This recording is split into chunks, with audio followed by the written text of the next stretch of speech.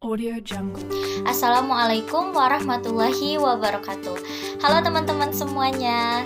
Kali ini kita akan membahas tentang salah satu materi bahasa Inggris, yaitu tentang narrative text. So, what is narrative text? Narrative text is an imaginative story or fiction to entertain people. Jadi, narrative text itu adalah sebuah cerita imajinasi. Nah, yang namanya imajinasi pasti tidak nyata. Nah, tentunya naratif teks ini bertujuan untuk menghibur orang, menghibur pembaca. Nah, contohnya seperti apa sih, Miss? Nah, contohnya yaitu seperti dongeng, cerita rakyat, mitos, fabel, dan legenda. Nah, kemudian lalu bagaimana sih struktur dari teks naratif? Nah, structures of narrative text itu ada yang pertama, orientation. Nah, orientation ini maksudnya adalah bagaimana si cerita itu menjelaskan tentang informasi karakteristik, baik itu dari pelaku atau para tokoh yang ada dalam cerita. Nah, biasanya orientation ini posisinya ada pada awal cerita. Nah, kemudian kita naik sedikit ke atas, itu yang kedua ada complication. Nah, complication ini maksudnya apa sih? Nah, complication di sini tuh mulai adanya masalah. Jadi timbul masalah itu pada complication. Nah, masalahnya bisa lebih dari satu, bisa ada 2, 3, ataupun banyak masalahnya, tergantung dari cerita tersebut. Nah, setelah adanya masalah itu pasti mulai naik masalahnya. Kenapa bisa ada masalah tersebut? Akan dijelaskan secara jelas pada complication. Nah, kemudian kita beralih ke struktur yang ketiga, yaitu resolution. Nah, di situ ada yang ketiga, ada resolution. Nah, resolution ini maksudnya adalah ketika ada masalah yang tadi complication, berarti ada solusinya. Setiap masalah harus ada solusinya. Nah, maka ketika masalah dari cerita tersebut sudah ada, nah di struktur yang ketiga ini dijelaskanlah bagaimana cara menyelesaikan masalah-masalah tersebut. Nah, di sini dijelaskan solusi untuk masalah yang terjadi. Nah, kemudian yang keempat ada reorientation. Nah, reorientation ini bersifat tidak wajib ada atau opsional. Nah, jadi kalau misalkan ada juga bagus, tidak ada pun tidak apa-apa. Nah, biasanya reorientation ini menjelaskan tentang pesan moral atau saran dari cerita tersebut. Karena setiap cerita pasti ada pesan moral yang bisa kita ambil untuk kehidupan sehari-hari. Jadi, kesimpulan dari structure of narrative text yang pertama menjelaskan tentang informasi awal cerita. Biasanya membahas tentang karakteristik. Nah, yang kedua yaitu mulai adanya masalah. Nah, masalah ini bisa lebih dari satu. Nah, yang ketiga yaitu bagaimana cara menyelesaikan masalah tersebut. Nah, di sini dijelaskan secara rinci berdasarkan masalah yang sebelumnya sehingga muncullah solusi.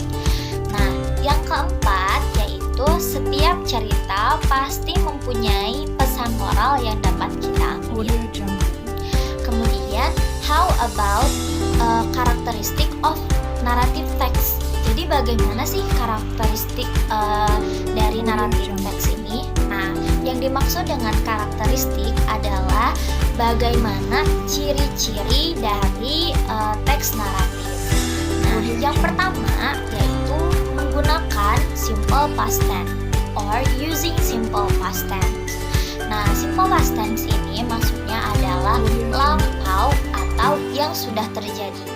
Yang namanya cerita, mitos, atau legenda adalah kejadian masa lalu atau peristiwa masa lalu, peristiwa yang sudah lampau, peristiwa yang sudah terjadi.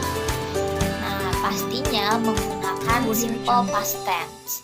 Nah, yang kedua, ciri-cirinya yaitu menggunakan adverbs of time. Jadi menggunakan keterangan waktu. Nah, keterangan waktunya seperti apa? Nah, kalau misalkan teman-teman lihat pada sebuah cerita bahasa Inggris, pasti awalannya selalu ada kata once upon a time, atau one day, atau long time ago. Nah, di dalam ceritanya itu pasti ada kata-kata tersebut, atau bisa juga ada kata-kata yang lain. Namun banyak sekali contohnya ya. Nah, itulah karakteristik dari teks naratif. Di sini Miss akan menjelaskan example of narrative text serta membahas tentang how we can analyze from this text. So, bisa kita lihat cerita yang kita ambil yaitu membahas tentang Sangkuriang. Nah, pasti udah pada tahu nih cerita Sangkuriang ini bagaimana. Nah, pasti dalam sebuah cerita itu mempunyai judul. Nah, kata Sangkuriang di atas merupakan title atau judul. Nah, kemudian berdasarkan yang sudah Ibu jelaskan sebelumnya bahwa naratif teks itu strukturnya diawali dengan orientation. Nah, di sini orientation bisa dilihat berada pada posisi pertama. Di paragraf pertama di cerita awalnya menjelaskan tentang karakteristik serta pelaku. Nah, siapa saja pelaku dalam cerita Sangkuriang? Nah, di sini dijelaskan nih bahwa dalam cerita Sangkuriang ini yang pertama ada karakter yaitu Dog yang merupakan ayah dari Sangkuriang. Nah, kemudian si Dog ini bernama Tumang.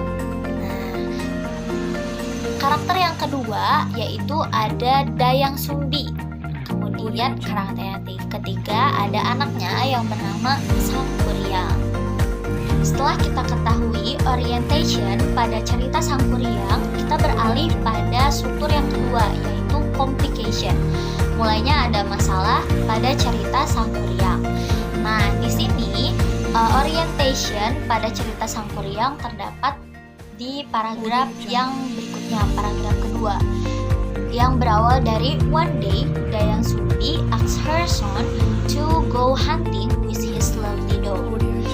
Artinya itu Tumang ya. Nah, di sini dijelaskan juga bahwa pada saat berburu Sangkuriang ini merasa marah terhadap Tumang yang merupakan ayahnya sendiri, tetapi berdasarkan yang sudah diceritakan bahwa Sangkuriang ini tidak mengetahui kalau Tumang itu merupakan ayahnya. Nah, pada saat itu Sangkuriang merasa marah terhadap Tumang dan akhirnya membunuh Tumang. Nah, kemudian yang terjadi adalah tentunya Dayang Sumbi marah terhadap Sangkuriang yang membunuh ayahnya sendiri, sehingga Sangkuriang diusir dari rumah. Nah, setelah beberapa tahun kemudian, singkat cerita, Sangkuriang bertumbuh dewasa dan Dayang Sumbi masih cantik seperti muda yang masih cantik seperti itu, sehingga Sangkuriang tidak mengenali bahwa Dayang Sumbi ini adalah ibunya. Nah, di sini Dayang Sumbi di mata Sangkuriang merupakan beautiful woman, wanita cantik, sehingga dia merasa jatuh cinta kepada Dayang Sumbi.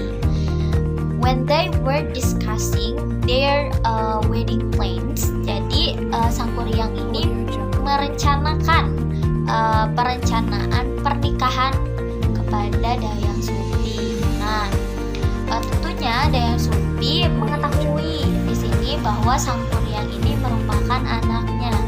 Nah, dan Sangkuriang ini cocok juga terhadap Dayang Sumbi. Nah, Dayang Sumbi tidak bisa mengatakan secara langsung penolakannya bahwa dia tidak mau menikah dengan Sang Kuryang.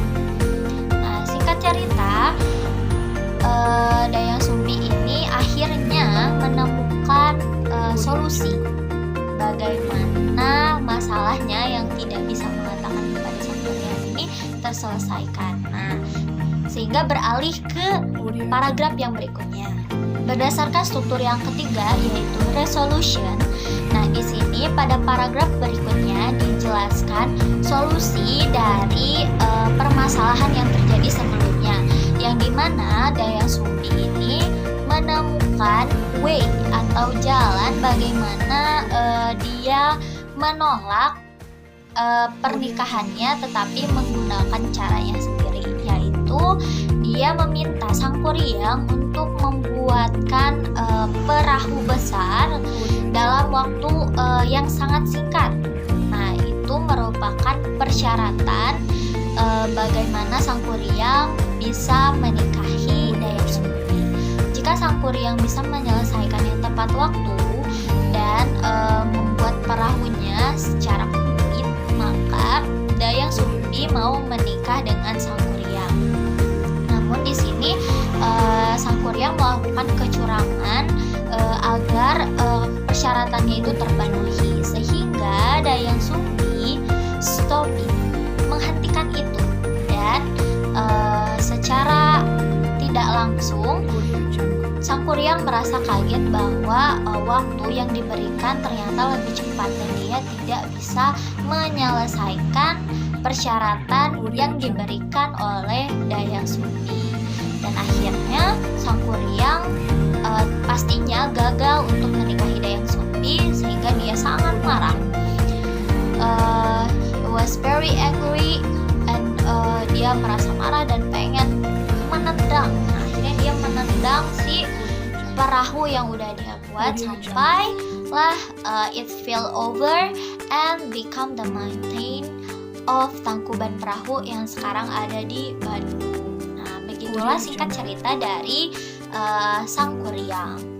Nah, so how about reorientation? Bagaimana reorientationnya? Nah, pesan moralnya yaitu yang pertama, we must not lie and disobedient to our parents. Tentunya kita tidak boleh nih berbohong dan berdurhaka nih, nggak boleh durhaka kepada orang tua kita.